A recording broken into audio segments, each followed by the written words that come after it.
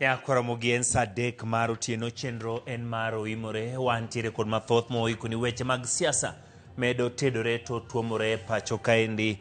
Kweth ma bende siro jatend piny Kenya William Ruto gwenge mag Masawa wacho ni kom mar jalup jatend piny nyaka dong ne mana Kithure Kindiki. Magi timore ka bende UDA koro goyo korgi kendo wacho ni jopiny pod ochung' kodgi kendo gin gie mar biro yombo yiero mar higa mar 2027 kaluwore kod duoko mopogore opogore mane giyudo yiero madundo mano bagi awards ma opogore opogore. Bende kweth ma bende wacho ni nitiere piny owacho ma manywanda mano broad based government bende medo kwayo oganda mag Luo mondo mi odong'ie piny owacho ka jalup jatend piny Kithure Kindiki kwayo oganda Luo mondo mi obedie piny owacho kendo e tok yiero mar higa mag 2027 owacho ni ODM to kod jara magi wang'ni ok bibet e kweth makwedo piny owacho to gibo loso sirikal kendo bedo e sirikal. E gwenge mag Kisumu lit kod kuyo ne okwako familia mane makanyakwar kane giko nyithindgi 4 mane wito ngimagi e Kware.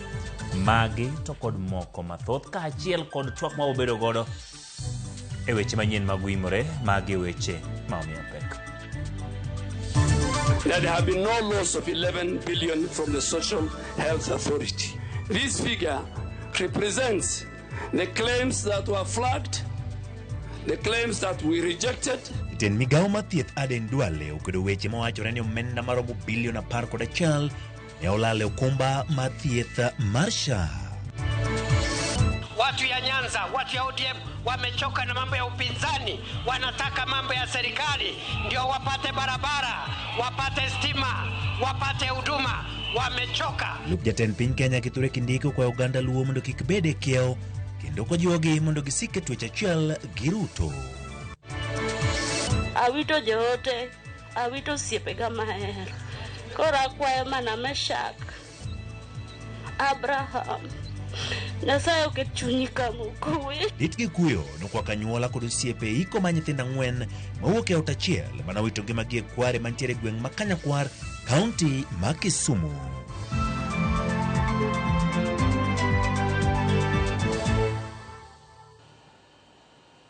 Machiegni nyakwaramogi nyinga Ochieng' Emmanuel jaloko mare en Wilson Ochoka bed kodwe chakruok nyaka giko. Jotelo mawuok e kaunti zabiro ma oganda jo Masawa ma gidaki e wuok oko mar chung' kod jalup jatend piny Kithure Kindiki kaluwore gi dwaro mar duond bura mar ODM mondo mi omigi lemo mar jalup jatend piny e yiero maduong' mabiro. E winjruok kwargi ma gibiro bedoe kod UDA ka Chris Owino lero jotelo go wacho ni Kindiki e moromo kod lemo mar jalup jatend piny tok yiero go bang' nyiso chia lony kod mbi madwarore lemo makamano nyaka ne gwele higa mar 2024. Au kama pek mar siasa nenore kama ochomo dala sirikal mar manywanda mar ODM kod UDA bang' jotelo mawuok e counties 7 ma oganda jo Masawa odakie dhienyore e lela kendo wacho ni kom jalup jatend piny e yiero mar 2027 nyaka dong' ne oganda jo Masawa kokalo kuom jalup jatend piny Professor Kithure Kindiki. From the onset, we affirm our support for Deputy President Kithure Kindiki and reiterate that he is the best man for the job now and even in the future. That's our position, which we have proposed to the Kenyans. Jotelo go onyiso ODM osebedo ka muonyo lawne kom Kindiki nigi paro moleo nikech Kindiki ema dhi teno jatend piny William Ruto nyaka tok yiero mar 2027. Professor Kindiki is and remains most competent and we dare say most qualified. He's very qualified and a deserving person to hold the position of Deputy President today, tomorrow and even beyond August 2027. Etwak margi kod jofwamb weche kaunti ma Kiambu, jotelo go wacho ni Professor Kithure Kindiki osenyiso kido kod lony madwarore e lemo mar jalup jatend piny kuom thuolo mosebede komno omiyo onge tiende timo lokrok e kom makamano. Through his unwavering loyalty to the President and the people of Kenya, dedication to duty, diligence, and pursuit of national unity, Professor Kindiki has vindicated our position in 2024 when we identified him as the most suitable leader for nomination and appointment as the country's second in command. Jotelo go ojiwo Kindiki mondo dhi nyime kod konyo Ruto riwo jo Kenya kendo tero dongruok e tunge Kenya duto kagisingo mar chung' kode nyaka giko kaka oganda. We insist that in Professor Kindiki, the Deputy President's position found not only the right man but very qualified and befitting that office, and also equally very competent and a very humble leader. As the adage goes, if it is not broken, do not fix. E kom machielo, jotelogo osingo madhi nyime kod goyo debe ne yiero ma jatend piny William Ruto e tielo mar ariyo, ka bende gisiro lwedo sirikal mar Manywanda kuom nyayo kwe kaachiel kod chwalo chenro mag dongruok ne jo Kenya duto maromre. Our support for President Ruto is unequivocal. We support his re-election bid in the August 2027 presidential race on the United Democratic Alliance ticket, with Professor Kithure Kindiki as his running mate. Ahead of the general elections, we welcome structured and inclusive deliberations with our brothers and sisters from ODM and all other like-minded political comrades and parties. Ywaruok ewi jal madhi teno Ruto e yiero maduong' mabiro nenore ka madhi bedo ohinga mokwongo madhi pimo teko mar osiepe kind ODM kod UDA motelo ne yiero mar 2027. E kindeni ma duond bura mar ODM gawo kom jalbitend piny Professor Kithure Kindiki e yiero maduong' mabiro e bwo winjruok margi kod UDA, jotelo mawuok e gwanda jomasawa oramo ni Kindiki tiyo nyaka nowe. Chris Owino, Ramogi TV, Nairobi. Duond bura mar UDA konyiso chewi yiero maduong' mabiro mar higa mar 2027 bang' yudo loch e yiero madundo manyo bagi nyoro chieng' tich ang'wen. Jagoro maduong' ma UDA Hassan Omar okwedo kweth makwedo piny owacho kolero ni giikore ne rakruok mapek mar siasa higa manyien. Eric Owenga miyowa lero. E seche manok kende bang' duoko mar yiero madundo ma tich ang'wen wuok, duond bura mar UDA koro wuok oko gi nyadhi mokalo ka gilero ni ma en mana chakruok mar piem mabiro e higa manyien. Jagoro mar UDA Omar Hassan nolero ni onge kaka kweth makwedo piny owacho mabende otele gi Rigathi Gachagua kaachiel kod Kalonzo Musyoka biro yombo e yiero maduong' mabiro. Hii watu mwanzo hii wa Munyoro hana hata kura 5% kwa nchi. Nobody looks at him as a leader, and we cured a mistake in good time. Can you imagine him as vice president right now, deputy president? We cured a mistake. No sooner had we noticed it. So we are fine. Duond bura mar UDA no yudo kombe duto e yiero madundo no, gino makoro omedo duond bura no mijing'o mokalo. Kae ne Omar ose mokalo Rigathi Gachagua gi Lange kuom mano mowacho ni gin kod ajenda maler ni jo Kenya. The voters are emphatically rejecting politics whose currency remains hollow microphone gymnastics, noise without substance, and rhetoric without responsibility, often designed to stoke emotions and ethnic divisions rather than offer solutions. The Kenyan message emerging from the just concluded by-elections speaks unmistakably to the growing public faith in the implementation of the manifesto, the plan, and the party leaders' transformational agenda aimed at uplifting Kenya from the third world status to first world prosperity, the Singapore-style development trajectory. E seche makoro irito twak gi winjruok manyien e kind duond bura mar ODM gi UDA, wach mar lemo mar jalop jatend piny Kenya ma osobed kituo mokalo kod ogai mar ODM Laktar Oburu Oginga ka olero ni komno bende oromo kod ODM. Gino ma samoro nyalo keto twak makamano kama tek. Professor Kindiki, that's a discussion that is, in my view, as UDA, he is our deputy president. He is our running mate 2027 as UDA. As other people might have opinions. Opinions are welcome. That's part of negotiation. I've had those opinions. But as UDA, Professor Kindiki is our deputy president and running mate 2027. Kata kamano, UDA olero ni pod gibiro dhi nyime gi tiyo gi ODM kata kodoko ni gie sani apaka goyo ODM mokalo. Eric Owenga, Ramogi TV, Nairobi. Jalup jatend piny Kenya Ngiri Kithure Kindiki wacho ni duond bura mar ODM kod oganda moko e gwenge mag Luo Nyanza wang' ne ok chak dong' e koyo ni gidhi e kweth makwedo piny owacho yiero mar higa mar 2027 kowacho ni jatend piny Kenya William Ruto ibiro yiero kende tielo mar ariyo. Kaka ripota maro e kaunti no Ale Bicha lero, josiasa masiro piny owacho ma Manywanda bende omedo mako chung' motegno ni jatend piny Kenya William Ruto idhi yier kendo e tielo mar ariyo. Siasa mar siro jatend piny Kenya William Ruto jatelo mar ariyo yiero mag 2027 ne ochuo chinga gweng' ma Mieria e Suba South e kinde nyasi mar choko omenda mar jolomine mane ochan kod jatend migawo mar omenda John Mbadi. Jalup jatend piny Kenya Ngire Kithure Kindiki mane en wendo modhial e kinde nyasino ne okone jatend piny William Ruto idhi yier kinde tielo mar ariyo kaluwore gi chenro mag dongruok mosebiro kotim e tung Kenya mangima kama ne okone duond bura mar ODM kaachiel kod oganda Luo osebedo oko mar sirikal moromo ma onge chak gibed kinde kweth makwedo sirikal yiero mabiro. Safari hii watu ya Nyanza, safari hii wanachama wa ODM wamesema wamechoka na upinzani, wanataka kuingia kwa serikali na kukaa ndani ya serikali. Ile kazi ya upinzani ilikuwa ya ODM, ilikuwa ya watu ya Nyanza. Watu wengine wafanye hiyo kazi. Watu ya Nyanza, watu ya ODM wamechoka na mambo ya upinzani, wanataka mambo ya serikali ndio wapate barabara, wapate stima, wapate huduma. Ogai mar ODM Dr. Oburu Oginga ne okone twak maduond bura mar ODM biro bedo go gi duond bura mar UDA motelo ne yiero mabiro ibiro time yo mane kare kane okone josiasa mobalo gi duond bura mar ODM mondo daro dhi e duond buche mamoko onegi ol bedo duond bura mar ODM. Want to work together with order up to 2027.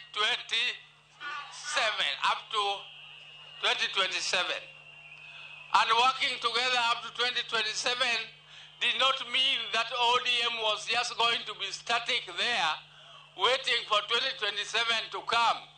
And 2027 is a year of election. And the ODM cannot be left behind. ODM must continue to prepare for the next year's elections. Jatend migawo mar omenda John Mbadi, jakom ODM Gladys Wanga, kaachiel gi moko kuom jood bura mag ODM bende ne okwedo kweth masani kobalo kod duond burano ka gikoni duond bura mar ODM oseng'ado tiyo gi jatend piny William Ruto e yiero mabiro kaluwore gi chenro mag dongruok mopogore ma osebedo kotimo. Lam dhi mbele koso ok dhi mbele? Donga chayo rumo Suba? Achayo rumo Suba koso korumo? As the ODM party, we have given mandate to our party leader Dr. Oburu Oginga to negotiate with like-minded parties, starting with Dr. William Samoei Ruto in the UDA party, so that in the coming election, ODM will form part of the next, will be the government or will form part of the next government. And ni adiramane chunyane broad-based government. And we cannot be in broad-based government and we are cheating ourselves that William Samoei Ruto is not going to do his two-term. He will do his two-term together with his deputy, Professor Kithure Kindiki. Thuolono bende jatend migawo mar Rita Kipchumba Murkomen gi jagoro mongirore bar migawono Dr. Raymond Omolo ne ogolo siem ne josiasa matiyo kod rowere mar kelo koko e rombe mag siasa e pacho ka gikoni jatend piny William Ruto dhi nyime kod chwalo dongruok e tung Kenya mangima. Wanasiasa wenzangu, ndugu zangu wenye viongozi wako hapa na wale wako kwa mirengo nyingine taifa nzima, ya kwamba usalama wa taifa letu sio kitu la kuchezea, na kwamba wale wanafanyia siasa mambo ya usalama wakome kufanya hivyo, watafute sera, watafute mbinu tofauti. Serikali ya William Ruto katika kaunti ya Homa Bay kuna masoko 12 ambayo zinaendelea kujengwa na kuna mambo ya barabara na maendeleo zingine. Alia Beach, Ramogi TV, Homa Bay. Kweth ma kwedo piny owacho medo sirikal e wigine mag wacho ni nyayo ya kolope pacho ka kaachiel kod chiwo oboke mag wuoth kata passport ne jopinje maoko seche ma oganda jo Kenya neno pek e yudogi. Odiechieng' mokwongo kuom ndalo adek mag limo hoho mar Oka kod Masawa, jotelo otelne kod jalup jatend Jubilee Fred Matiang'i, jatend DCP Rigathi Gachagua kod mar Wiper Kalonzo Musyoka ochayo jatend piny Kenya gima giwacho ni ketho tudruok e kind piny Kenya kod pinje maoko. Munasemaje? E odiechieng' margi mokwongo e limbe margi e kaunti ma Nakuru, kweth makwedo piny owacho ne omole boma ma Mahiu kendo yawo buk manyien ka gisewo piny owacho ma jatend piny Kenya William Ruto e wi kolope mag jopiny e gwenge mopogore opogore pacho ka.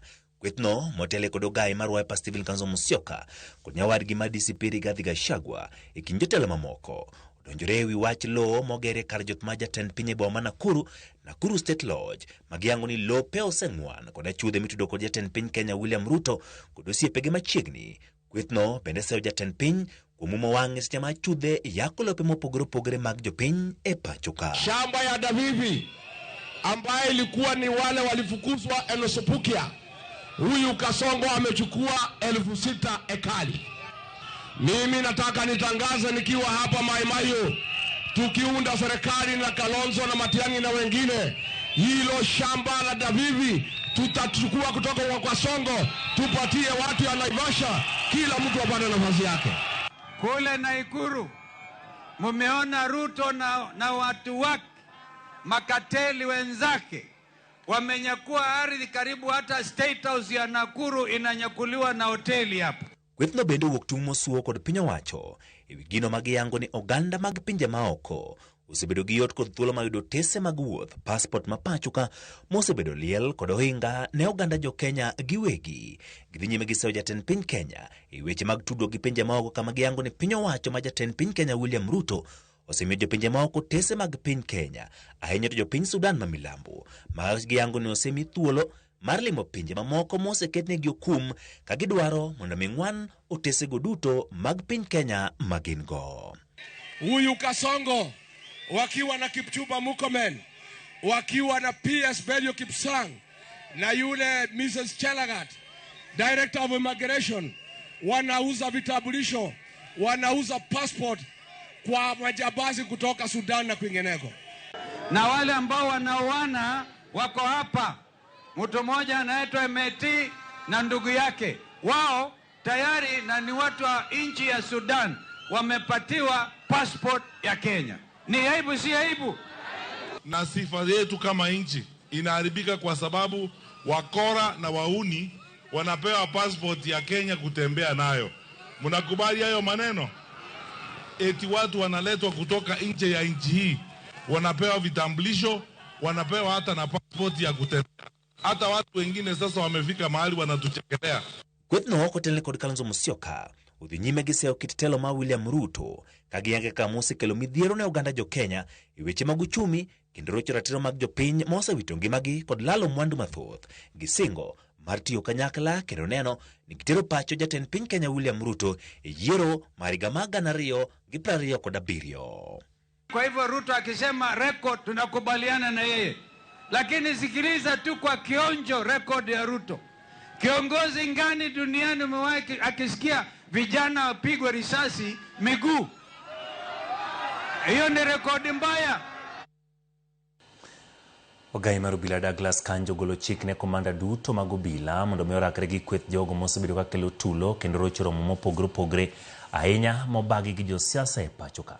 Kanoloso Mombasa bende okono obila mag okwach kich sani dhi nyime kod timo nonro matut ewi kweth jogo mane ogole pacho ka kitere piny Russia e kedo lweny madhi nyime kono. Joja oko miwaler. Romo mar ndalo ariyo mane okelo kanyakla jotend obila kadwadh nam chumbi ne oloro ayanga gi ogai mar obila Douglas Kanja mane ochiwo chik ne commanders duto mag obila mondo mi orakre gi kweth mosebed kitiyo godo e kelo tulo e romo mag siasa. Kanja koni giseyango ni kweth ma kamago ema bende itudo kod timbe mag njore, omiyo koni nyaka rakruok kodgi kaka chik dwaro. Goons from whichever go you look at it, these are criminals. And these commanders, all of them, they have gotten it very clear from myself. I have directed that there is no commander who is going to allow his area to have these criminal goons. Because it is simple, goons and they are criminals. Period. Police deals with criminals. Jatelo no mane oloso gi jofwamb weche bang' loro ayanga romo no mane okelo kanyakla jotend obila mawuok e counties duto auchiel man kadhodh nam chumbi ne bende okoni nonro e wach jo Kenya ma yande ne otergo e lweny e piny Russia osegike ng'iende kendo gibiro kawo okang' mowinjore bang' yango adieri mantiere. On matters Russia, for those for our people who are there or stuck there, we are doing a lot actually to get to the bottom of this matter, and a lot of inquiries are ongoing. I know the DCI is very busy in that direction, and at the end of the day, we are going to get to know who did what, who played which role, and so forth and so forth. Any person who has committed a crime in that direction, then you'll have a day in court. Ne bende ochiwo siem ne kweth rowere mosebedo ka monjo jopiny e gwenge mopogore kadhodhe nam chumbi kokoni sani obila obet mana akicha kendo gisemanore moromo mar rakore kodgi. Vaga boys and many other criminals around these areas and elsewhere in the Republic of Kenya. First of all, I must say that their days are numbered. Their days are numbered. We want a situation whereby no Kenyan will look over his shoulder or her shoulder because he feels that he is not secure. Magine owacho ka bende ojiwo joriemb boda duto pachoka mondo mi joti kanyakla mar fwenyo kweth jonjore ma samoro pondo eigi. We want all the bodas to be registered at various stages so that the National Police Service can actually be able to deal with the leaderships of the bodas. And that way, when they become self-regulating, these incidents that we have been witnessing, being caused by some of criminals that are, hiding in the boda area, which is a very, very important economic sector of our people, they need not to get space in that. George Aoko, Ramogi TV, Mombasa. Helipot mabende makoa kod late gwenge ma Kisumu nyasi mar ik ne nyithinda ng'wen mawuok e familia achiel mane otho e pi yawe gweng ma Kanyakwar Kisumu. Ne odhi nyime kawuono kama jotelo ne okawo thuolo ma tielo kwayo mondo mi yaw kata kwari mowe aweya ayanga mondo mi odin. Millicent Adhiambo mioler. Rombe mag lit kod kuyo pod okwako gweng ma Kanyakwar e Kisumu e kinde nyasi mar ik ne nyithindo ang'wen mawuok e familia achiel mane otho e pi yawo kata kware e alworano tarik 8 dweni. Anyuola, wede, jotelo kod osiepe ne oyuoro mar kuyo kod familiano. Mine gi Eunice Okoth mane wito nyathi achiel manyinge Kelly kod nyawadgi Selin mane wito nyithindo 3 kuom 4 go gi chuny lit gi mirima ne olero kinde gi mogik kod nyithindgi go kapok ne giyudo simu mar thogi kendo yango fuok makoro gidong godo. Awuoyo kod gite mane mawuoyo kod gi mogik kagi. Koro awito jompaka, awito joote, awito osiepega mahero. Koro akwayo mana Meshak, Abraham, Nyasaye oket chunyi kamo kowe. Wuongi Felix Okoth to ne oyango ni nyaka sani pod en gi buok pok orwako tho nyithindego ni adieri makata yuagogi pod otame ka okoni okia kata kako nyalo chako timo nendgi. Yani gipoya, yani kata mana yuago nyithindegi otama kata ka Nyasaye makaogi, but chunya to komor nikech gimotimre na ni okawa gi buok kabisa kaparo gimomiyo nyithindogi otho. En lit makata dan margi kod weini pod dhogi omoko ka gikwedo jogo mathondiko weche e mbui katudo masira manyo otimore kodgi ni owe fuong'o miriambo e kinde ma pod gin kod lit matamre gi nono. Ang'wen to ne ng'eny na. Apenjo Nyasaye ni ok ni bede kata achiel. Tachaka penjo Nyasaye ni to mana nyathina ni ema ne nyaka nyumra nyuma mana te. Gima trend that is so painful to us and siezi acha kusema. Joma noyudo accident are not related to us and you should stop that. Ni spread rumors that we are related to those people like tuingili poa. E ute mani opong' kod lit, jatend skund primar Makudho kuma ne nyithindo go somoe ne oparogi kaka nyithindo mane johera nigi luoro kod were mar adhula ka okwayo jotelo mondo oneni yewni kata kware odin kotielo ni masira no owinjore bed mayawo wang' jotelo mondo okaw ting' ni mar okene masira mokwongo.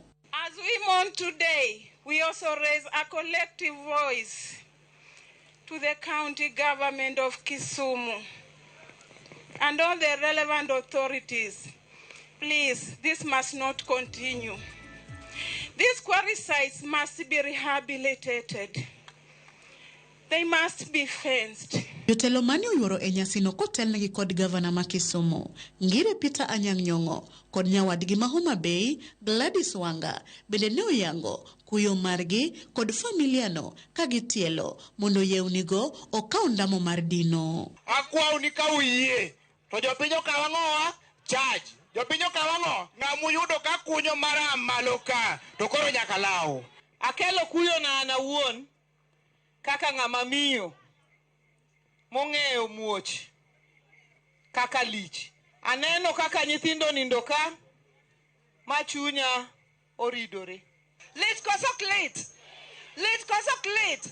Omiyo wagone Felix gi mondene to gi minene mos kuom gimotimre ni. Mine is just to encourage the family. Ne magi gen tembe mabiro nuneno kambe no biro na nyaka to poko buoga poka bedo gi luoro. Gavana Nyong'o nokawo thuolono mar singo ni odhi tudore kod jogo mochung' ne neno kaka yeunigo ibiro din. Kotamore to biro chune otudre kod piny owacho mamalo mondo odonjre mar konyo wach kwarigo e yo mochwere.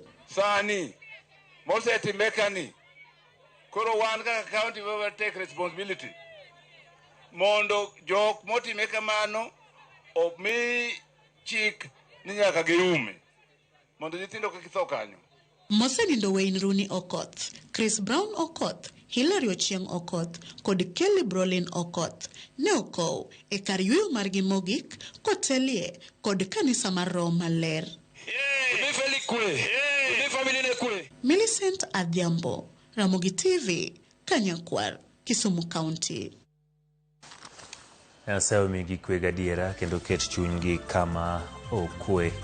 Wadhi yueyo ka waduogo pod wantiere kod mathoth, wantiere kod sigana mar gin kanye, bende wantiere kod sigana mamboro goyo kod jokma bende tugo mang'eni thothu pod ok ong'eyo ni nitiere Kenya ka, tugo miluongo ni curling. Omiyo kik dhi mabor, tok yueyo machuok waduogo gi sigana mar gin kanye.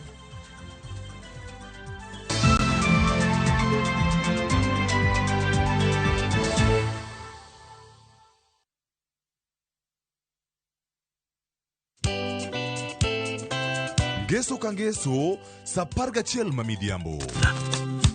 Mbamba toko koma ye tudri koda ngeso kangeso saparga chiel mamidhiambo e chenro mar tiedero. Oka kama wabro budho manyanga kowa kelo ni ngolo motimo cathedral. See you there. Tiedero. Geso kangeso saparga chiel mamidhiambo. Mana Ramogi TV.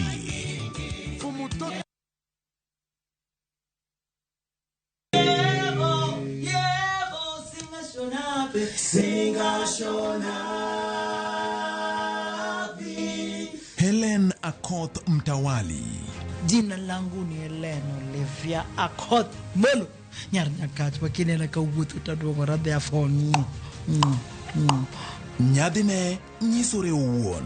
Omera jaluo kitgi gi timbegi kendo nyar nyakach adianga wigot pesa kama yamo kuye to penj questions ni adwaro soda baridi gi to bende ma en Power Kien. Kila mtu avanga earrings mbili. Mimi hata nikiwacha moja sistuki. Mamit kick by. Kungani wela sita nazo ti.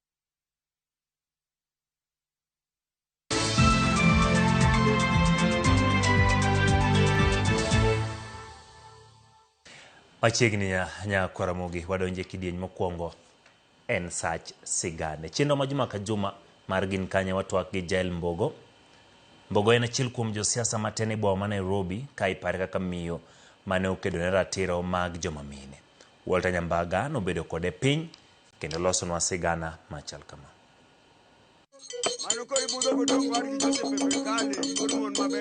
E kar jodak mang'ong Kajiado County, wedo rwak manimba kod Jael Mbogo e kendo mbaka chakore kod sombe e kaunti ma Siaya. An nyajo was modak iro sidindi kama nyuola ye e kama dala wanitie. Primary school achako Sumenya, basi ayudo ka ne tek mondo adhi nyime kanyo nikech somo ne en gima rare. Kendo particularly kuom nyithindo manyiri kana ywak ne to golowa oterowa modhiero. Okoni kaka nyathi manyako sombe ne obedo kod digni kaluwore kod yuto, kata kamano ne ok onego taya mar geno. Standard 5 to wadhi e boarding. Awuok kanyo adhi ng'iya girls. Ng'iya girls ne pod ok en ginene secondary. Skund mission. Kama jo mission CMS. Katieko to awuok kanyo kendo koro wuoth tera nyaka Alliance Itokwa wi got mano ka. To basa bende ayudo kara koro. Ui moro koro mako bada. Omako bada kani ma weche teka. To nyithiwa nitie adek maluwa. Yawuoyi 2 gi nyako. Koro gino tamgi ok gidhi skul nikech pesa onge kadhi nyime gi somo. Nawacho ni kara gima ber masejowono akun go muya mondo ayud tich. Ajol nyithiwa manchien. Jael Mbogo koni kochakore tije ne en jandiko kod kompyuta madholiech dendo ni typewriter, tich mane olonyie mong'ith.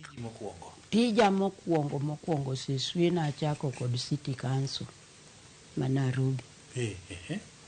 Kanya adhiye kasetimo training mar secretarial practice. Atimo shorthand typing. Jomandiko gi speed. Gi speed. Ilosa ini kwanga e yot ka imadho ndapi more dho dirisa ti dictate barupe ma company ta kao. Tadhi beti interpreter tagoyo barua ti sign to dhi. Kisomo maleo. Mane tich manatimo. Kaka nomedo makore kod odieche to kod jodito mamoko, humbe nochako nya. City Council tiye matin to nober nikech kaka tiyo no to kod rikti mane nan kodo nabedo kota kansela. Ko ibedo kansela? Bang' ka Ofafa osetho. Ofafa Jericho. Ofafa Jericho, Ofafa Maringo, Ofafa kansela Ofafa. Ma wagero Memorial Hall mare Kisumu cha. Jael koni nobedo kod tudruok makare kod jopiny kendo kane locha goko mako jodak ma Nairobi kata ji maneke ne ratich oganda to ne odhi mondo golgi e od ang'ech. Nikech an kan ni City Council as an employee mar department mar building surveyor, the building surveyor mani natiyo ne Musungu, to an councillor to an kotago meya madhako. Komak gi olornegi ni wach mau tadhi ir meya to meya barua tadhi agonyogi. Okoni nogwele kaka kansela e thuolo mokwongo, telo mane omiye chir idho ngas mamoko. Wani wadhiga ni ng'ama win kura mang'eny. There is a difference. Koro kura no ipoge proportionately ni ka yudo 150,000 to mane en constituency achiel. Koro kano pogo kuchwa gi jok kuche. To ne wa come out with more members of parliament than Kadu. Eme yudo ka chieng'o neko itero Nakuru. Dhi bedo kurono Nakuru North. Achieng'o neko was the first MP there. Kanyo ne wantie councillors te. Yiero mane okelo pimo ngufu kod mane en jatend piny machon Mwai Kibaki. Mike Neno ne en jatend migawo mar omenda e laro kom ma Bahati. Kibaki, as I told you, ni Ochieng' Aneko no year, but he was transferred to Nakuru. Kibaki was transferred to Bahati. He did not campaign there originally. Okay. No, because we were campaigning generally to win elections. Hey. So when that happened, Kibaki found himself in Eastlands, because this was the first rigging in history of Kenya, official rigging by government, by state order. Jal koni thuolo mar mine ne ok omi luor kendo ma ne kelo ywaruok. Samoro adhi adak Kanyamera ewi gorofa malo. I was hunted. Because it had never happened and they never dreamt of it happening. That I could win by such a margin. For 4 days, there was struggle to get Kibaki back on his feet. Okoni chama kata duond buche mag siasa ne ni kod mbi e kendo tegno e chuogo telo. We had Nairobi District Congress, manen maragwengi, moro nentie People's Political Party mar Mboya, ne gin gatie, lakini majority wanie KANU, mama na baba, sawa. Kwa bedo kanyo, to ne wan ji achiel. Jal koni wuon pargi ne miesir, e kata odoko ni en wuon to ne ok ohero siasa. Mokwongo kata jaoda ne ok oyie kod wach na ma campaign.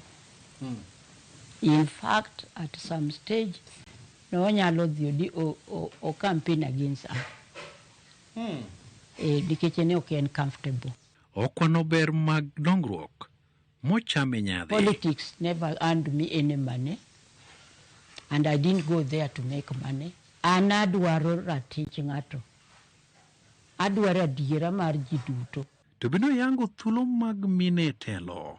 Mon ne during Mau ni kao gitero gi e field gitiyo kochakore saa 12 nyaka odhiambo, to majority ai central ka to kod nyithindo e ng'egi. Nyithindo moko tho e ng'e dhako kotiyo to kia. An kodhi golo nyathi kama mondo dhodhi to oyudo ka nende karopo. Nyakwara Mogi, erokamano kuom bedo kode chakruok nyaka giko. Jata chenro mar kunthulni duto ne en Walter Nyambaga. Wuod Kowero. Thon ka ji dhi kendo ka ji duogo. Oriti masani.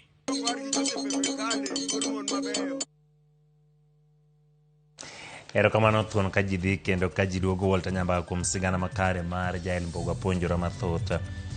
Wacho ni siasa notimo gima ne yude onge. En gima ne odwaro en mar mondo mi otine jopiny kendo jopiny oyud ratiro margi. Mane makelowa e giko mar kidienno mar Agin Kanye wakaw yweyo matin ka waduogo. Pod wantiere kod mbaka kod mathoth mone gipuonjri odiochieng' ma kawuono e kitugo mong'ere kaka curling. Kik idhi mabor.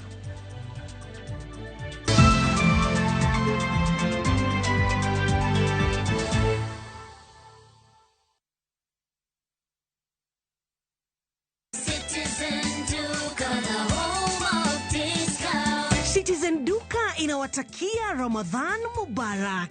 Tumia muda mchache sokoni na muda mwingi kwa mambo yenye umuhimu zaidi. Bidhaa muhimu na halisi tena za kuaminika kwa bei nafuu, zikiletwa hadi mlangoni mwako. Fanya oda sasa kupitia Citizen Duka app ama kwenye tovuti ya citizenduka.com au tuma agizo lako kwa WhatsApp kupitia nambari 0710 487 487. Citizen Duka, the home of discount.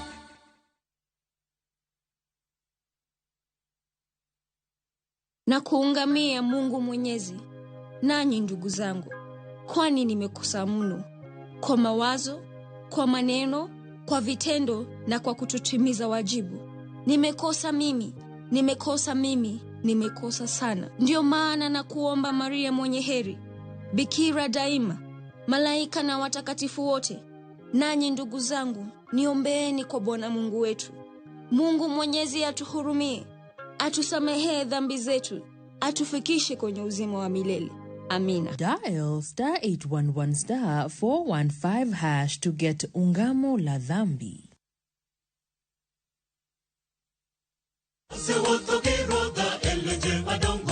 Ma en injini Injili ngima, Injili makelo ngima.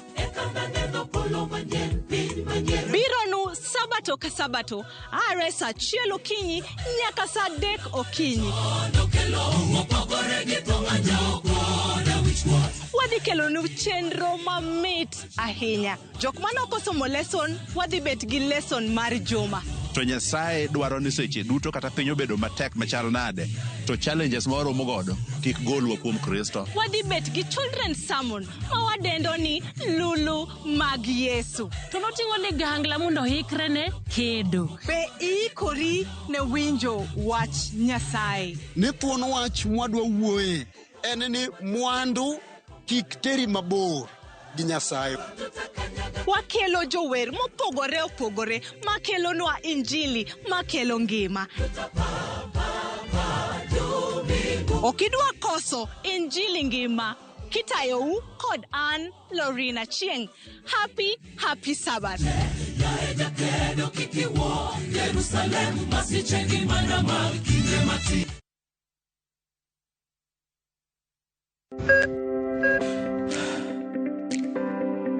E chuny ogandawa, ngima mar del en mwandu maduong'ie moloyo. Mondo tekruok mar dende obed maber, ok gin ga gik matek. Gin gik maluongo ni lifestyle. Manyiso ga jotuo ni gigi ok gin gik minyiewo, gin na gik mitimo. We bedo gi kiawa, kendo chak bedo gi ng'eyo. Nachako chemotherapy. Side effects nen, yier wi nyaka lwar, constipation, chandi seriously. Warwaki e penj laktar, ma en tudruok gi lakteche molony. Isamidhir jahocho cha, nyaka ibed ni iseng'eyo ni mae shida ma an godo, to adwa kony. Chakre weche thieth kod chiemo mar mine mayach, nyaka e weche thieth mag tuoche masiko. Wakelo od thieth e od dak. Tuo mar rheumatic heart disease ni landore sana e gwenge ma poverty ntiere. Riwri gi Ruth Otieno, wuok tich nyaka tich abich, sa 12 odhiambo.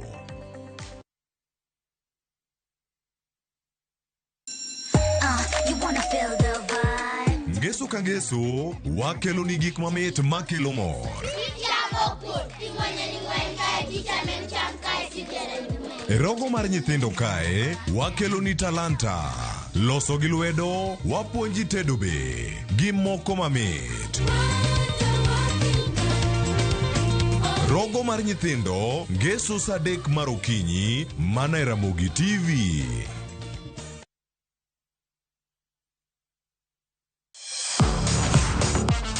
Ne thuolo mar yudo weche tuke duto nyaka mopondo. Mbaka makende mag jotugo kendo mag jomolony weche tuke. Can you believe it? Magite yudore chenro mar pau tuke. The 4.84 kilometers. Nonro matut kod gigo matimre manyien mag tuke duto mawuok e piny mangima. Tudri kodwa ngeso ka ngeso Ramogi TV. Kochakore sa 8 odiechieng' ka wami gik motimore pau tuke.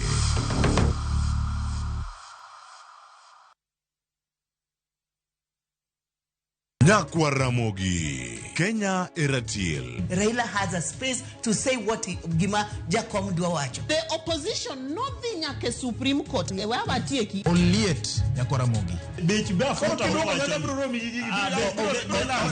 Jumapil ka Jumapil. Ana chungo mama Ratil kadel war piny. Ka adwani wa discuss kaka Kenya dhi. Winj tuak magoratil piny. One was gore no opposition. One was gore no opposition 50 years. Mae ukiparka kele wich bar moro. UDA onge kama pose donje. Adwani penje bati. Koso donje kona mane. Sachiel gi nus otieno. Siasa mar piny Kenya en siasa koso dongruok. Ka ikelo ni kod George Bati. Kik bai.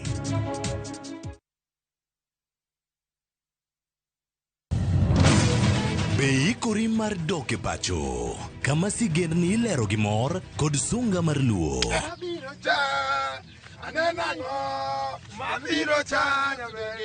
Chakre weche hera mamulo chuny, anyuola, timbe machon, nyaka sigendni madongo mag kit anyuolawa mapakowa. Magi ok gin mana sinema, magi gin sigendni magwa. Ka ok mana chikni emomiyo koro sani wabedo kaka familia. Kar nyamerwa dak kethore to wantie. Dhok ma wawacho, koko mag nyierowa, kit luo kod sigendniwa nenore ayanga.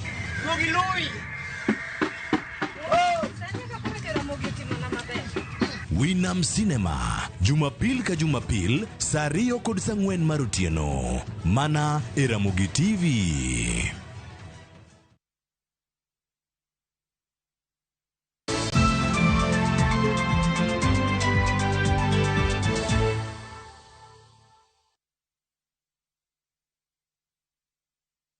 Ramogi kamano kuom medo kete Ramogi TV chenro poden maro imore kendo kaka pile chenti chabito bedo gi thuolo mar gombaka moko mgigo ma pod ok yango e tuke ma itugo e pacho kaende ma itugo e pinje maoko kendo wan gi thuolo mar loso kod kocha jotugo kendo yango ni gigo ma baro timore gi kodira mana kali ekuni matin bed king'eyo ni nose tim drama Champions League kendo timbe mopogore opogore nitiere ma nosedo jogo ma gibro bedo ka gitugo di tuke mag Champions League jomoko na winjo ke wacho ni gin Flower Girls ne gisemiel e seche mane timrok nade mane yango draw ma Champions League bende komachielo nitie tuke mopogore opogore mag English Premier League kachiel kod tuke mag Kenya Premier League mbiro tugi gi kod English Premier League chieng' Jumapil par ni tim mar Arsenal biro tugo kanyo gi tim mar Chelsea London Derby gin gik mathoth matimore kata kamano kopogore gi weche mag adhula mogo e mbaka chieng' ngeso e chendo mar paw tuke kawuono wantiere kod welo ma bende rano gogo mbaka wi kit tugo mong'ere kaka curling ang'eni kawacho ni curling to ng'ato diwuoro to curling ni en kit tugo machal nade omiyo kawuono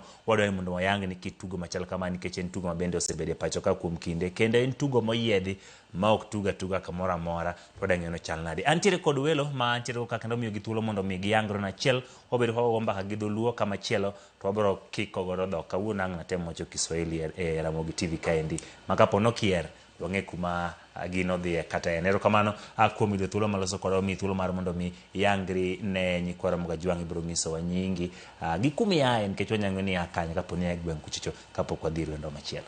Erokamano. An nyinga iluonga ni Ricky Swiza Omondi. Aja Oyugis. Yes, to Kaling ka ane machung' ne dongruok mar tugo mar Kaling Kenya mangima. Kamano. Erokamano. Hawinjo nyinge kanya to hapo dhi kwa machielo karibu maybe utambie jina yako na unatoka wapi Kenya? Kwa majina naitwa Oliver. Oliver Obala Echenje. Nyumbani ni pande za Western. Maseno. Mimi ni mchezaji wa curling. Nimekuwa kwa timu ya curling kama captain na bado ni coach wa junior team.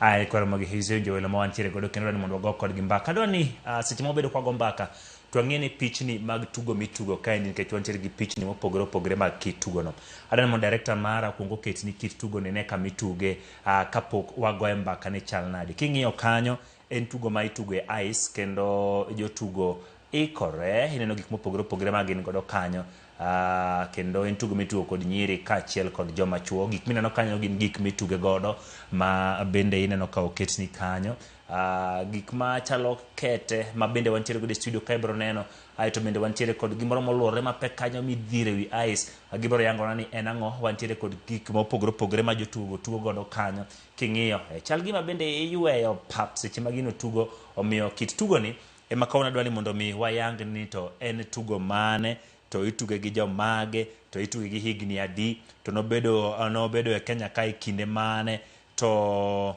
nyaka sani gisetugo nyaka kidieny ma chal nade omiyo kino pichni go mano e kit tugo mong'ere kaka curling kendo mage gik ma itugo abedo kande chel kachiel e studio kaka wagomba kod jok ma bende gin welo wa kawuono erokamano kuom yangori mokwongo ne nyikwa Ramogi nyiswa ni kitugo machal kamano chakre karang'o e Kenya kaendi to sebedo kuom higni marom nade? Tugo mar curling ni eki mokwongo no chakore Kenya ka higa mar 2018 lakini official recognition mar World Curling ne wayudo higa mar 2021 mano emane koro nyalo allow to compete e international championships koro official recognition no wayudo higa mar 2021 lakini chakore no bedo introduced Kenya ka di Madam Laventa Oguta emane introduce e Kenya ka in 2018 but official recognition 2021 koro from there kokane wanyalo chako participate in championships ma international goeko. Curling en kitugo mapani ji mang'eny pod ok ong'eyo. Itugo gi ji e kidieny marom nade matin higni. En tugo ma yawo ne ji duto koso nitie jotugo matindo nitie jotugo madongo gin kidieny mage opogore opogore mitugo tugo. Curling ni en tugo ma very open. Oyawre ne ji ma higa moro amora nitiere nyithindo, nitiere youth, nitiere jomadongo. As long as ni in fit inyalo tugo, nitiere kidieny minyalo tuge. Koro onge limit ni inyalo retire at certain age. As long as ni inyalo bedo fit minyalo kiere ice kacha chande, pod inyalo tuge. Nitiere nyaka jodongo ma higni 26 pod ineno ka tuge. Kamano e Kenya kaendi, wang'eyo ga ni king'iyo weche mag adhula, nitiere under 17, nitiere under 20, aeto nitiere senior. Kaling kaendi bende wantie gi kidieny machal kamano, ituge kowuok e kidieny mage, kowuok piny kucho nyaka malo ka? Nitiere junior, nitiere junior team to gi senior sana. Koro junior gin under 21. Under 21 nyalo participate championships mag junior. But kadhi kanyo mbele to koro mago senior. Koro ipogo gi nitiere men, nitiere women. Alafu kendo pod nitiere mixed doubles mitugo gi chuo gi mon together. Koro inyalo jotugo riwore. Jatugo achiel bedo ng'ama nyako, jatugo mar ariyo bedo ng'ama dichuo. Gitugo together. But category machielo en mar chuo lilo to gi mar joma nyiri lilo. Kamano, ka ng'iyo pichni mantiere kaendi, ng'ato nyalo wacho to koro manyiso gi ni gin Kaling, director mar Boket ni pichni go duto mondo one TV kanyo. Nitiere gik moluorore go. Iluongo gi nang'o? Gimoluorore no en ang'o? To ang'o momiyo ituge mana e ice to ok tuge kamoro amora? Nikech kaneno kanyo ka nyathi manyako no odhi kanyo aeto odhire mayom, to bende nitie gimoro machalo en kede kosa ang'o chalo mar hoki mobende osure godo kanyo. Iluongo gi nang'o gik ma gitugo godo? Kwachako gi moluorore no. Kwachako gi moluorore no iluongo ni granite stone. En kidi moro kanyo ma beto pek mathin, owei 20 kilograms, 20 kgs. Koro stone no eko ene monego bedo ni iwite, do ineno ko jatugo no dhire kata oweye. Matiende ni ochike, nitiere kamoro kanyo miluongo ni house. Ochike, nitiere target kanyo modwa ni stone no dhi ochung'e, gimoro moluorore mbele kanyo ikono. To mineno ko tiyo ko yweyo no iluongo ni broom machal gi ma wan godo kanyo eki. Broom no eko en tije en o sweep ne ice no mondo mi ice obed smooth. Ngeni ice ka yamo goyo to nitie kaka obedo rough matin gi wi malo kanyo. Kama broom en machal gi ma otero kanyo. Kamano. Koro sami neno ka jatugo no timo kamae, matiende ni otemo keto ice no bed ma smooth mondo mi o direct kite mowito cha stone cha mondo chope target ot kacha chande. Kamano. Aneno ka ng'iyo ka gitugo kanyo kit jok matugo kanyo, aneno ka jok ma temo dhiro broom no nitiere koni kod kocha. Ang'o miyo gin ji ariyo? Ang'o miyo ok en ng'at achiel ma ywene gino mondo mi ochop kama onego bed ni ochope cha? Koro ineno team ka team oting'o ji ang'wen. Koro ji ang'wen gi eki, ng'at achiel kowito, teammates ge nyalo take part in konye e yweyo ne kite no eko yo mondo chope target. Kata en onyalo time owuon. Kamano. Koro the easier ema ineno ka gitimo. To pap en dimension marom nade? Ng'eni en bor marom nade koa kuma ng'ato donjo godo e pap gidhire mondo mi chope target miwacho ne kamoro? En bor marom nade tugo machal kama? Bor ne en gimoro 44.5 meters. Koa kuma ng'ato no ochung' kowite kidino to gi house kuma target ma kidino dhiye. Kamano. En gimoro 44.5 meters. Haya, kama napodhira wenda machielo wewe kijeloni kama ilikuwa inaenda mrama kidogo. Umecheza curling for how long, na ulianza kucheza ukiwa na miaka mingapi, na mpaka saa hizi Kenya kuna wachezaji wangapi upande wa wanadada na wanaume? Curling nilianza kucheza 2019. Na nimecheza for the national team. The first outing tulienda Canada. We represented kwa Pan-Continental, and I was the first captain of the Kenyan team. Team ya curling kwa sasa iko na wachezaji wengi. Kwa ujumla tunaweza sema labda karibu wachezaji 36 hivi. Wanaume wakiwa karibu 20 na wanawake wakiwa 16. Yes. Sasa ako dugo iri tugo ni adwani mondo jodho ng'e ahinya. Kenya ka kuonde minyalo yude ice tin. Kendo ka ng'iyo karera mana kachal ka gima en mana kamoro ma tin ma bende ituge machal kama. Tuge bedo machal nade nikech ka koro kuonde miyude ice tin, ano ka jomoko bende tugo kamoro ma onge ice.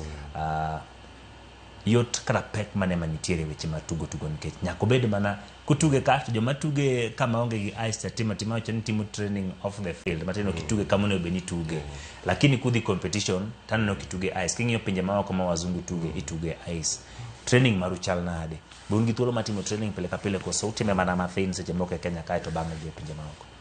Kamano koro mano is achiel kuom challenges ma wan godo sana e tugo ni eki nikech tugo ni yudo ni en tugo monego bed ni tuge ice lakini kama wanyalo access e ice Kenya kae yudore mana kamoro achiel kende ma en Panari to kanyo bende waonge gi access ahinya access wa kanyo limited ma kata samoro ka wakwayo ni wadwaro mondo omiwa train kata kanyo to yudo kitamowa koro ng'enyne wan ga gi simulation mar ice no eko miluongo ni koro floor curling yudo ka wan gi gik tandaruwa moko mogor machalo gi pub no eko to koro wanyalo pedhe kata kamoro amora ma flat ma smooth kaka floor kamae then koro jotugo wa train mana kanyo eko koro mane yudo ka hinyo jotugo kata ka samoro wadhi e championships ma oko yudo ka gichako championship no at a disadvantage opponents wa watugo godo gin jok mane gi ice rinks gi eki e pinje gi ma gi train pile ka pile koro mano is a very big challenge ne timu mar Kenya kae nilikuja kwa kumechezea Kenya for some time venye umesema mmecheza Olympics yenye ilikuwa Beijing, how was it, ilikuwa aje? The tournament haikuwa mbaya. The first one yenye tulicheza in Canada, in Calgary, in 2022. Na tournament ilikuwa mzuri. Afrika kulikuwa na Nigeria. Nigeria pia inacheza curling. Na game yetu ya Nigeria tulishinda Nigeria. In 2023 bado tulikuwa Canada in Kelowna na bado performance ya team ilikuwa mzuri even though kulikuwa na hizo challenges mingi but tunajaribu sana ikifika ile wakati wa tournament tuna travel mapema ndio tupate uwanja huko ice rink ile standard ambayo tunajaribu kutrain ndio tukue able ku complete competitively. Okay, this year mnacheza, najua mnafanya training. Which kind of competition are you looking forward to yenye mtakuwa kucheza this year? This year in April tunatarajia kwenda Canada bado kucheza the senior team. Kuna competition itakuwa Canada in April, so tunaendelea kufanya matayarisho na tunaomba ministry tunaishukuru kwanza kwa sababu imetu support hapo nyuma na tunaomba support ya ministry na any other well wisher wenye wanaweza kuja wakatu support ndio the team ikuwe able to travel mapema for training before the championship.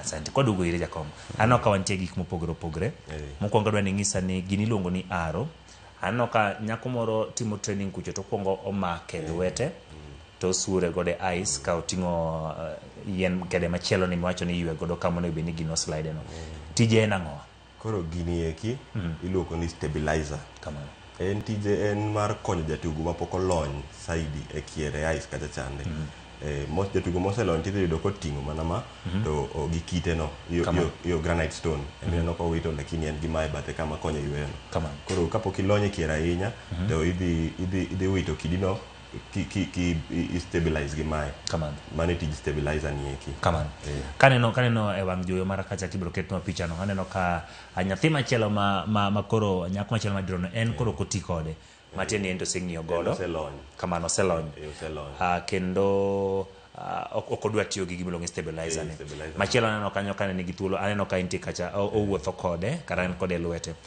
gima adwa penjo ituge nango nikech kuonde moko aneno ka jitugo team ka opponent team gi team utugo nango chano ka jomoko pichni mano aneno ka jako tugo mokalo cha jomoko ntie gi mayelo jomoko ntie gi red ere kaka ikwano points mondo ngeni ngane win kara ngane ko win kamano koro tugo ni eki ang'isi moko kanyo ni tugo gi ji ang'wen pa team kamano koro ji ang'wen gi eki kila ng'ato ka ng'ato nigi stones gi ariyo monego bed no wito ko aim target mana nyisi chande kamano koro the innermost stone ema bro an a team the point matene ka ng'at mochopo chalo bullseye ngamochopo diere kamochopo diere kabisa kamano ema mi point kamano to point nyamia mana team achiel pa end nitiere gik miluongo ni end chalo kaka first half second half lakini koro ken nus koro ends ginyalo dhi kaka karibu 8 to 10 kamae koro yudo ka end mokuongo jotugo ang'wen gite mar tim mokuongo ni owito kite gigo te mochopo kanyo eko jotugo ang'wen kendo mar tim machiel bo wito mekegi koro referees kata umpires mag tim dhi ng'iyo kanyo ka tim mane ma kitgi ni chunye kabisa Matirania kapo ni tim marwe mokuongo wito to uchopo mamaru ng'ata chielo chopo diere kanyo kata alwora mantiere kanyo mabone ne pitch ni mantiere ka to ka joko wito toku mogolo meku e kar tugo to gine mag koro gidonjo kanyo gine koro oyiene mano tiere mano technique miluongo ni take out e tugo kanyo eko yudo ka tim mokuongo nyalo bedo no opangore maber gi wito meke gi magi aim chunye kanyo magi yudo bullseye maber kamano but opponent ineno ka be biro negi gi strategy moro mar taking out stones kigo ko take out no giwito granite stone ni gi force matin to dhi to chwado meki ka gologi e ot kanyo eko kato gine ma gidong' e kanyo ka ng'iyo wang' jowi marwa gi sani aneno ka director mara ketno picha machal kamano aneno kaka e picha mwaneno no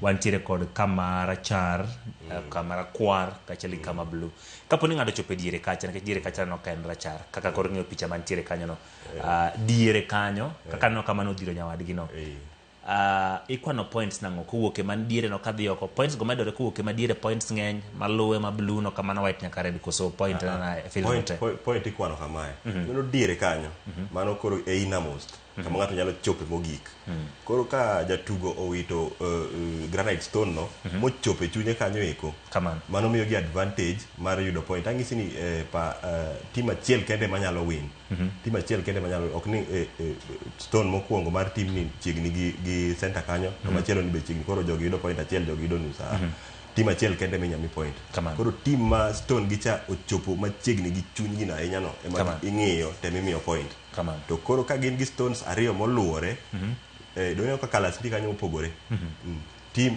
opponents go yudo ka nigi stones ma yellow samoro gi blue kata red samoro gi yellow koro mano konyo ng'eyo ni team mane tugo gi stone mane sama kitu ni e chunye kanyo to ng'at achiel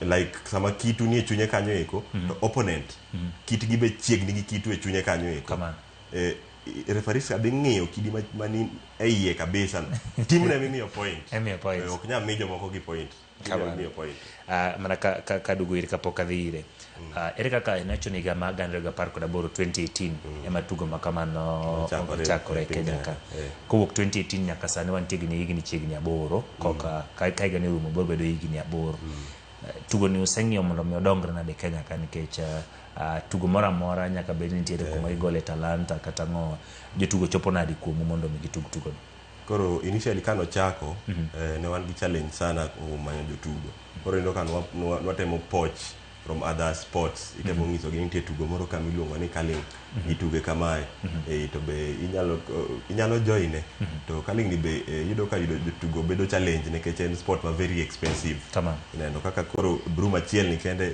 beche kanyisi to nyalo bogo wacho nyalo miyo nikech kitugo ma jido tugo jomoko nyalo wuok kae wacho ni en kitugo bende wan dwani mondo watim nade wadonjwa tugo nyalo bedo nade yudo ka broom ni kikende achiel ni en karibu 22 kidino achiel be range gimoro 30 kanyo eko wuoche gi kidino karibu 80 kidi achiel wuoche gi iwacho ni kidino en kilo granite en kilo 20 midhire ice no kamano yudo ka achiel inyewo karibu 80 kidino eko wuoche mituge godo gi eki 20 kanyo 30 koro neno kamano a bit challenging nikech sana yudo ka jotugo gin self sponsored ng'ato kidwa no join to dhi chuno no nyiewo wuoche ge mobiro godo to koro maneno ka chal king'ise ni wuoche achiel dhi cost 30,000 yudo ka yudo jatugo koro bedo matek koro initially nochako gi poaching from other sports but kane wasebedo stable matin after kwase yudo recognition no from 2021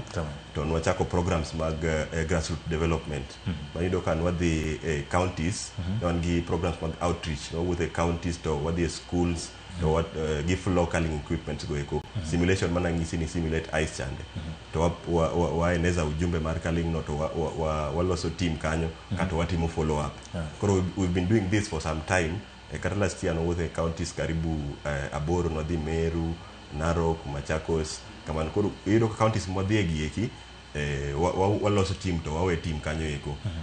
Even though iyudo ka training bedo challenging nikech team ni eki walose to wawe kuchocho but onge equipment mawenegi. Kamano. Ineno. Koro iyudo ka team ni eki iyudo ji 2-3 moko manigi zeal, manigi zeal magombo gini kabisa. Koro mage miyudo ka wayuayo to biro to train Nairobi ka ginyalo afford biro training ma Nairobi kanyo. Kamano. Kamano. Nikikuja kwa what are the major challenges inakuwa kwa hii game? Wewe kama captain umekaa for long. Una encourage aje wachezaji wengine wenye wanakuja kwa sababu nasema it is an expensive sport. Kununua kitu yenyewe umesikia pesa yenyewe iko and mostly ni self sponsored. Unaongea nao aje ile baki kwa team and time wanafanya preparations. Sometimes you don't do everything in Kenya, mnaenda nje. Hii sponsorship inatoka kwa the government ama bado inatoka kwa the players themselves and how do they take it? Hapo inakuwa ni challenge ikifika ni hiyo part ya sponsorship. But what tuna encourage players wakikuja the team tunatafuta sponsors kama vile nilikuwa nimesema hapo awali. The government imetusaidia, the Ministry of Sports imetufund for some trips, na zingine pia tunatafuta well wishers from kando, and then wakikuja in wakitu support inakuwa easy for the players to enjoy the game. So in Kenya nimeona kama kuna special shoes for balancing. Kuna place mnafundishwa kwanza kubalance ndio vae kiatu na kama it's meant to stick ama or to slide. The shoe ina depend na kama wewe ni right footed ama left footed wakati una slide. So utaangalia kwa kiatu moja iko na smooth surface ile ambayo inawezesha mchezaji kuslide. So kuna exercises tunafanya za balancing hata ikiwa ni outside the ice ring. Inakusaidia misuli zako ziwe na nguvu ndio uweze kuenda hiyo chini, unaona watu wanainama, uweze kuinama na sasa kujifunza balancing. So for the new ones ndio unaona mtu anatumia hii na ule mwenye amezoea anatumia broom. So how long does it take someone kujua kubalance na kuslide ama kusukuma kitu, because it's 20 kilograms. Imagine you're sliding and you're still pushing 20 kilograms to the target. Ili mtu afike bullseye. How long does it take to train mtu akue sana? Ina depend na mtu. Unajua hata shuleni kuna ule mtu mwenye ni fast learner, ule mwingine bado anaenda polepole. Lakini kwa wengi ambao tumekuwa tukiintroduce kwa sababu labda amecheza sport nyingine, inakuwa ni rahisi. Hiyo mawe tukikwambia ni 20 kilograms, ikifika kwa ice ukisukuma it's light. It is light. Ukiweka nguvu mingi inapita target, ukiweka kidogo kidogo haitafika. Yes. Yeah, so sport gani iko so close to it? Inasema wakikuja kucheza hii game they find it easier either kusukuma ku meet the target ama kushika sana hii game. Vile inasemekana curling ni kama chess. Wanasema it's chess on ice. So inahitaji tu intelligence. Ndio ukuwe na strategy ya kubeat opponent. Lakini hauwezi sema specific itafanana na game fulani ndio ikuwe rahisi. Bora mchezaji ni flexible na uko na ile will ya kucheza game, ni rahisi. Hata wewe unaweza jaribu. I'll try. Nyakwa magalo ali mundagisi kitu watch man tiere kindly.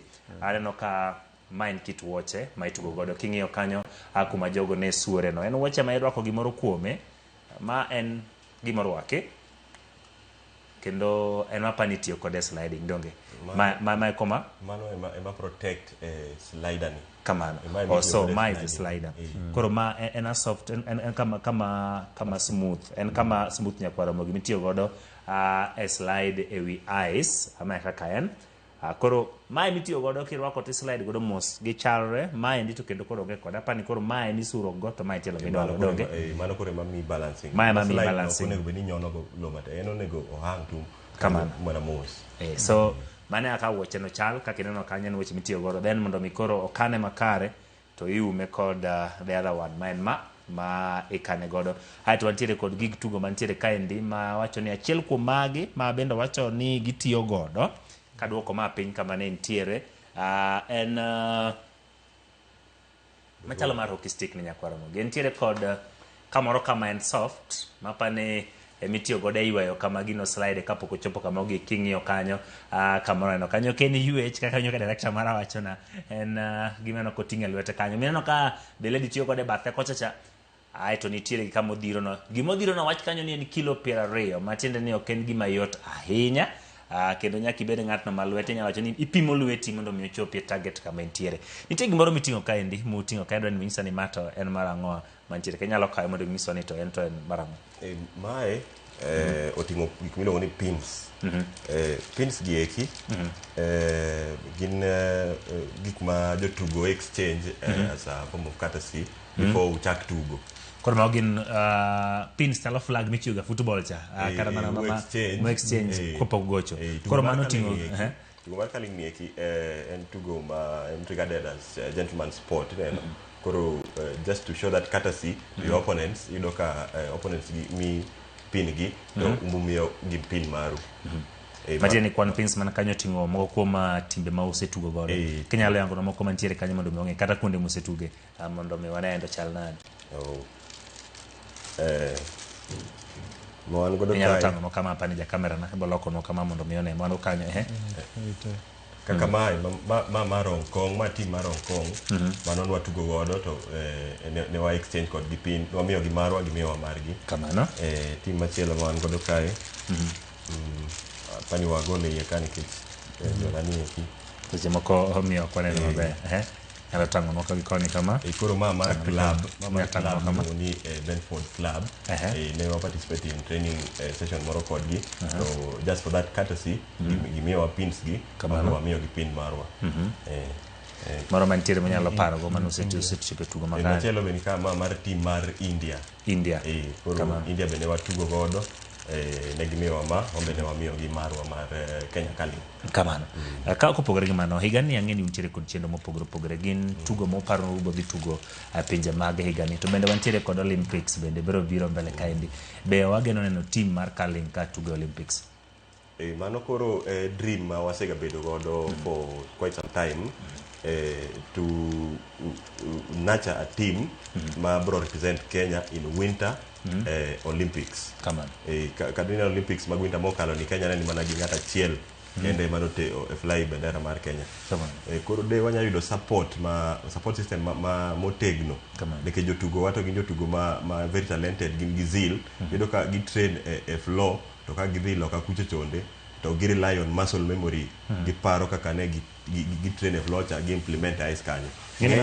Ma yabel matek ngeni train e floor iwacho ni friction mantiere e floor opogore gi makoro nitiere ice ma kapo ni lweti e floor itiyo gi teko mang'eny matin mondo gino chope target to ice you need it to slide mano nyalo to koro challenge nyaka bed kanyo mapuro challenge nitiere kanyo sana but ido jotugo wagi eki gitemo side ido kata ka gitugo guys kacha pod ido ka gi yudo nini no be koro gima ne wakwayo mabe sometimes osetemo ga timo before ni wadwaro ga ni ka the championship moro to what travel mapema matin nikech walk from floor koro transitioning direct to ice nyalo bedo mapek ne jotugo koro traveling mapema matin gimoro 2-3 weeks earlier nyalo konyo jotugo mondo mi odhi yudo experience mar ice chande before championship ochakre but yudo ka sometimes wan ga gi challenges mag visa yudo ka samoro visa obiro late matin 1 day 2 ama samoro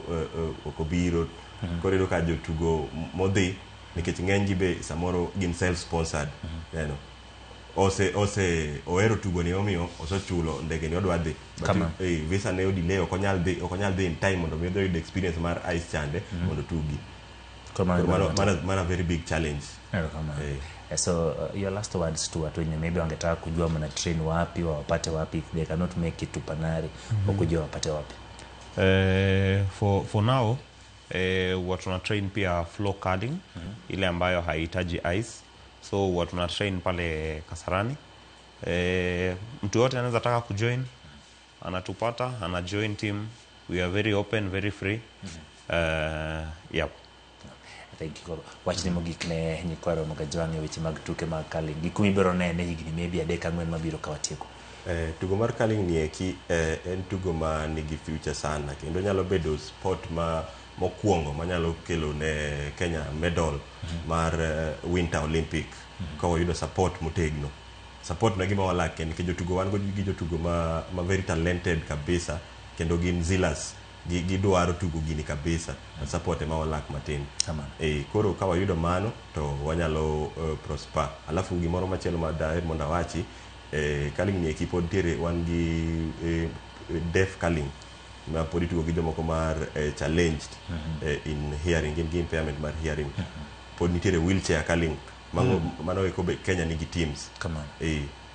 Koro kumanene tugo ni eki nigni moko matin mabiro mbele kai by 2028 Winter Olympics, wan gi Youth Winter Olympics. We are aiming to participate in that. Koro sani eki team ma prepare sani eki en team ma wang'iyo ni mondo mi kochopo then to gibed ni giromo ginyalo participate in that Winter Olympics. Kamano.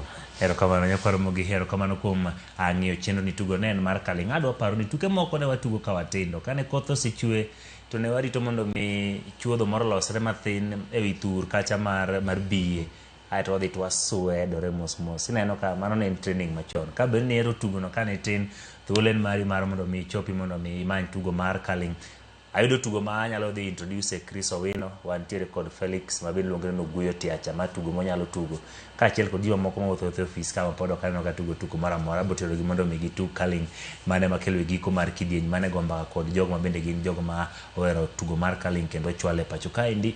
Omiyo abiro manyo Kasarani mondo mi wang'e to gituge nang'o kamoro amora mabende gituge. Ka wadhi nyime tim maduong' ma Wakeni matugo tuke mag adhula Harambee Starlets dhi nyime gi timo ikruok matero ne tuke mag pinje Afrika higa ma 2026 ibiro bagi e piny mar Morocco kotenore gi tuke mag pinje Afrika mano bagi higa ma 2016 e piny mar Cameroon. Kama Kenya notimo maber, geno nitiere ni ikruok makare biro konyo timno timo maber e piny mar Morocco. Starlets meteo gi kocha Beldin Odemba nitiere e Group A kama oting'o jobag tuke gi Morocco, Algeria kaachiel gi Senegal. Ka igeno ni tuke go biro chakore tarik 17 dwe manyien.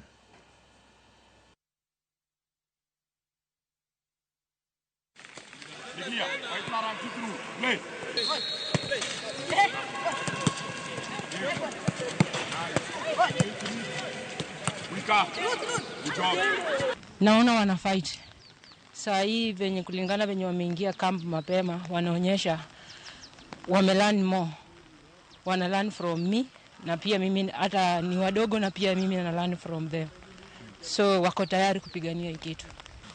Nimekuwa kwa muda tumekuwa tukiwaleta polepole kama bench, tumekuwa tukileta wachezaji wale youth players polepole kwa system. Kwa hivyo saizi ni kuzoeana tu, na najua by the time tunamaliza kampi yetu ya France watakuwa wameshikana zaidi.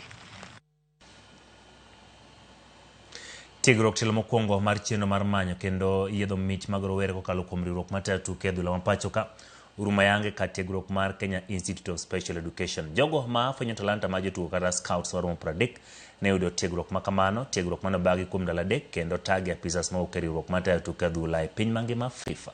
Geno ma tiegruok ma kama en keto Kenya ratil kendo jiwo tiegro rowere ka pod gitindo. Gino biro konyo Kenya bedo gi jotugo mong'ith manyalo bedo rang'iny ma timbe madongo. Tok tielo mokwongo rumo ikruok biro bedo matero tiegruok ma kamae kadho adh nam chumbi dwe manyien.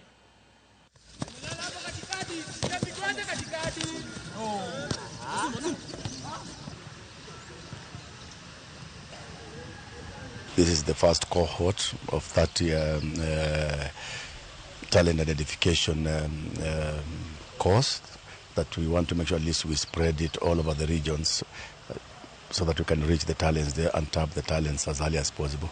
The ultimate outcome from this is of course, we want to make sure at least we broaden our database. I think from the experience we had last, we need to have time with these players, so they need to be scouted early.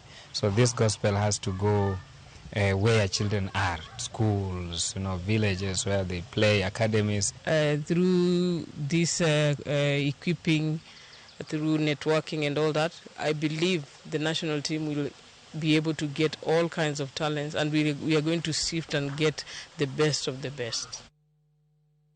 Gima ji osebedo ka rito tuke mag Champions League round ma timbe 16 osechan katiel mokwongo ma tuke go ibiro bagi dwe manyien. Klab ma Manchester City mita kocha Pep Guardiola biro rakore gi klab mar Real Madrid, tugo ma ne ineno madhi bedo mapek ahinya